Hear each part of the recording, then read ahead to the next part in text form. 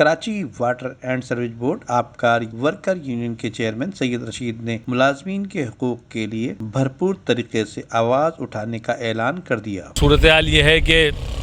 Us time Karachi water and service board water board کے 2 ارب روپے سے زائد کا جو ملازمین ہیں واٹر بورڈ کے ان کا مقروض ہو چکا ہے، ان کے ملازمین کے پیسوں کا، اور وہ واٹر بورڈ ان کے پیسے دینے میں قطعی طور پر ناکام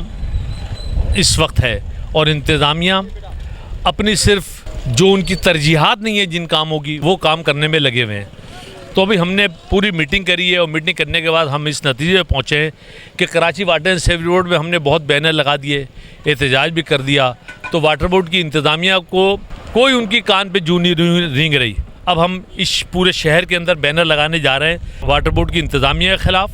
مزدوروں کے حق میں، کہ مزدوروں کے جو پیسے ہیں 2 ارب روپے کے قریب وہ ادا نہیں کیے جا رہے، مزدور در بدر کی ٹھوکریں کھانے پہ مجبور ہے، اور انتظامیہ کسی قسم کا تعاون کرنے پر تیار نہیں ہے، نہ وہ کسی یونین کا تعاون کرنے پہ تیار ہے، نہ وہ سی بی اے سے تعاون کرنے پہ تیار ہے، نہ واٹر بورڈ کے ملازمین سے۔ تو اس دفعہ ہم بہت سخت قسم کا احتجاج کریں گے انشاءاللہ تبارک و تعالیٰ۔ اس احتجاج کو ہم پہلے بینر کی شکل میں لے کے آ رہے ہیں پوری کراچی میں، کہ پوری کراچی میں بینر لگائے جائیں واٹر بورڈ کی انتظامیہ کے خلاف، ان کی کرپشن کے خلاف، ان کے غیر اخلاقی کاموں کے خلاف، ان کے غیر قانونی کاموں کے خلاف انشاءاللہ تعالیٰ۔ اور ہم chairman Karachi water and sewerage board